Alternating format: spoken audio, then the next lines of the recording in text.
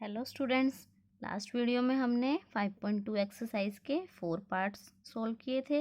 इस वीडियो में हम नेक्स्ट के क्वेश्चन सोल्व करेंगे। फिफ्थ क्वेश्चन देखो, इसका क्या है, सिंप्लीफाई द फॉलोइंग। इसको क्या करना है, हमें सिंप्लीफाई करना है। क्या गिवन है हमें, 4/5 रेज टू द पावर 3, इसकी whole raise to the power 4। इसको हमें डिवाइड करना है 5/4 रेज टू द पावर -3।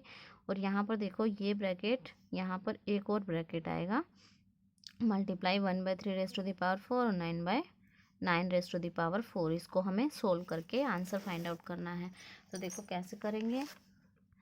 हमने क्या किया, यहाँ पर कौन सी प्रॉपर्टी अप्लाई हुई, x raise to the power m raise to the power n equal to x raise to the power mn।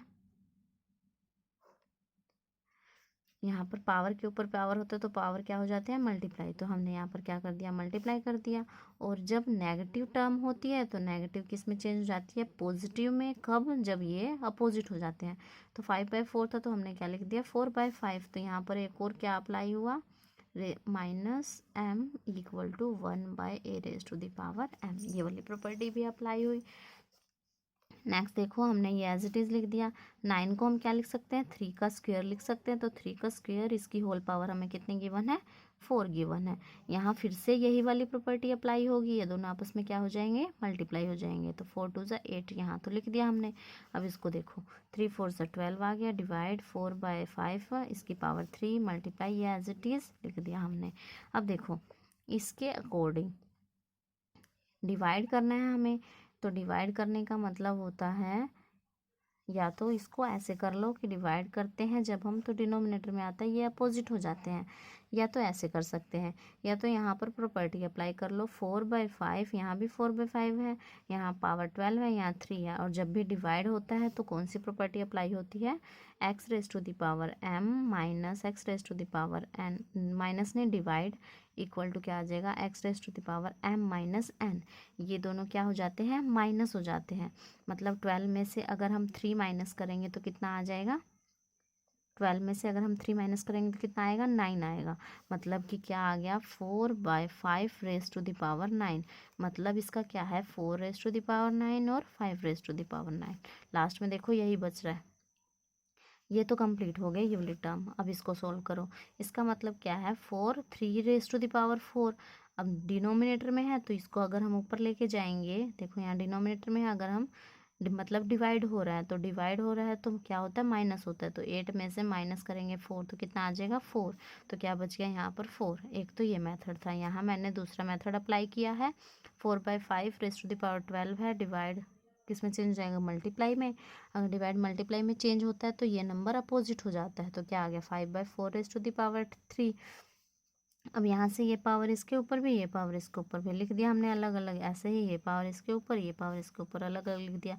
ये एज इट इज़ लिख दिया हमने। अब इसके बाद 4 वाला को 4 वाले के साथ, 12 है, इसको डिनोमिनेटर में है, ऊपर लेके जाएंगे तो माइनस होगा, 12 - 3। यहाँ भी ये डिनोमिनेटर में ऊपर जाएगा तो माइनस में, और ये भी माइनस में हो गया। तो 12 में से 3 माइनस करेंगे तो 9, 3 में से 12 माइनस करेंगे तो -9, क्योंकि माइनस वाला बड़ा है। 8 में से 4 माइनस करेंगे तो 4 आ जाएगा। अब ये नेगेटिव है, नेगेटिव को हम डिनोमिनेटर में लिखते हैं तो पॉजिटिव में चेंज जाता है। तो 4 raise to the power 9 multiply 3 raise to the power 4 divided by 5 raise to the power 9। ये हमारा आंसर आ गया। नेक्स्ट पार्ट भी ऐसे ही करना है हमें। ये हमें गिवन है, इसको सोल्व करेंगे। देखो 5/8 रेज टू -2 -2 सभी में -2 है तो इसको सोल्व करो। देखो 5/8 है तो हम इसको क्या लिख सकते हैं, 8/5 raise to the power 2। Negative को पॉजिटिव में चेंज करने के लिए हमने न्यूमरेटर को डिनोमिनेटर में लिख दिया, डिनोमिनेटर को न्यूमरेटर में। ऐसे ही यहाँ करेंगे, 4/3 है तो 3/4 आ जाएगा, यहाँ 6 है तो 1/6 आ जाएगा, यहाँ 16/25 है तो 25/16 आ जाएगा।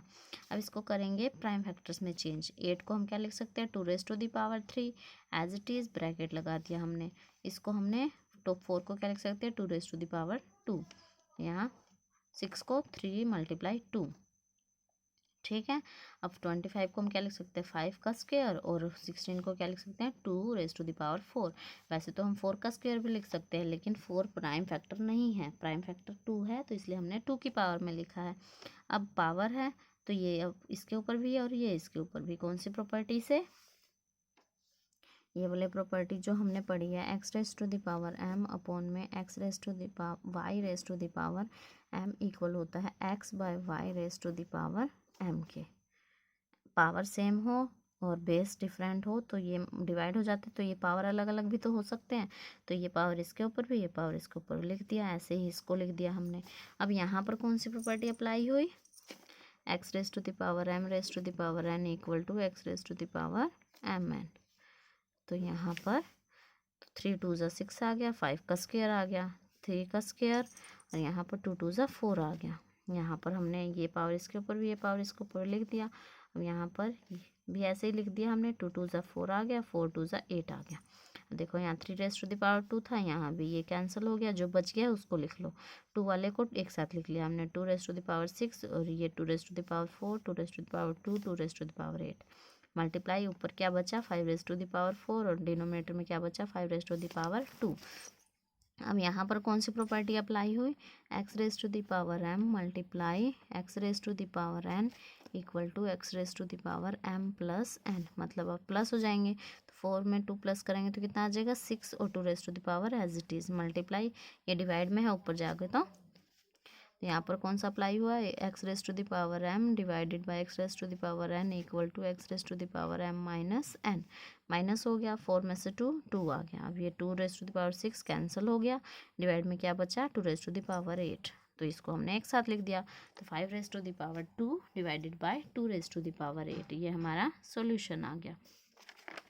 नेक्स्ट देखो, find the value of y if, हमें ये कुछ वैल्यूज़ गिवन है, इसमें हमें किसकी वैल्यू फाइंड आउट करनी है, वाई की वैल्यू फाइंड आउट करनी है।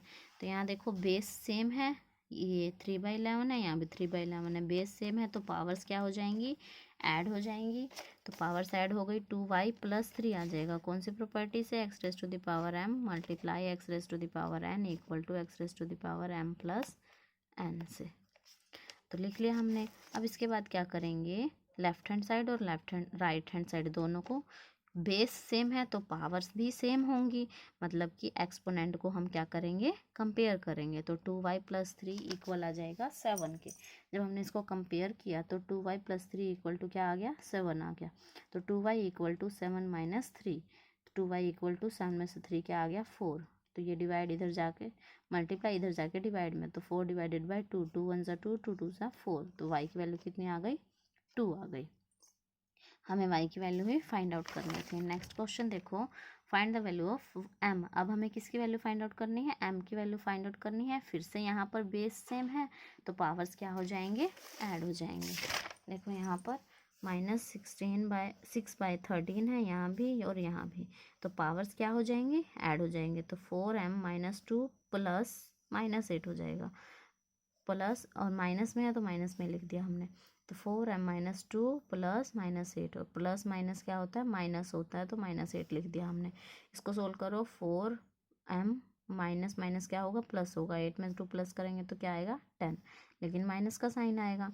अब क्या करेंगे, दोनों को बेस सेम है तो पावर्स सेम होंगी, इसलिए हमने क्या किया, कंपेयर किया। कंपेयर करने के बाद 4m - 10 इक्वल टू क्या आया -9, 10 इधर जाके प्लस में, 10 में से 9 माइनस करेंगे तो 1 बचेगा। m की वैल्यू कितनी आ गई 1/4, तो m ही हमें फाइंड आउट करना था। नेक्स्ट क्वेश्चन देखो, बाय व्हाट नंबर, मतलब इस नंबर को हम किस नंबर से मल्टीप्लाई करें कि हमें ये सॉल्यूशन मिल जाए।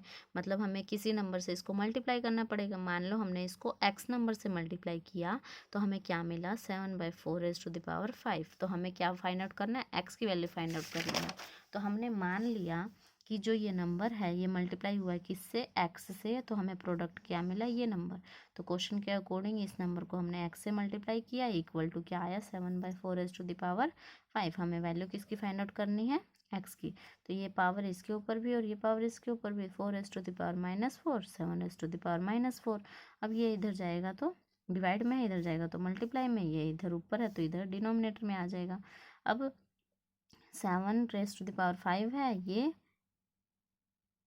देखो ये मल्टीप्लाई में है, मल्टीप्लाई में है तो प्लस होंगे मतलब कि माइनस का साइन साथ में रहेगा, प्लस माइनस माइनस आ जाएगा। ऐसे ही 4 ये भी डिनोमिनेटर में है लेकिन है तो मल्टीप्लाई में ही, तो इस यहाँ भी क्या आ जाएगा 5 - 4, 5 में से 4 माइनस करेंगे तो 1 और यहाँ भी 1, तो 7 raise to the power 1 4 raise to the power 1 equal to होता है 7/4 के। तो हमें वही नंबर फाइंड आउट करना था कि अगर हम मल्टीप्लाई करेंगे तो ये आ जाए। तो हम वो नंबर क्या था 7/4 से अगर हम इसको मल्टीप्लाई करते हैं तो हमें ये नंबर मिल जाएगा। तो ये तुम्हारी एक्सरसाइज 5.2 कंप्लीट होती है। आई होप मैं जितने भी क्वेश्चंस करवाए हैं वो अच्छे से समझ आ रहे होंगे। अब आगे की एक्सरसाइज हम नेक्स्ट वीडियो में सोल्व करेंगे। Thank you students.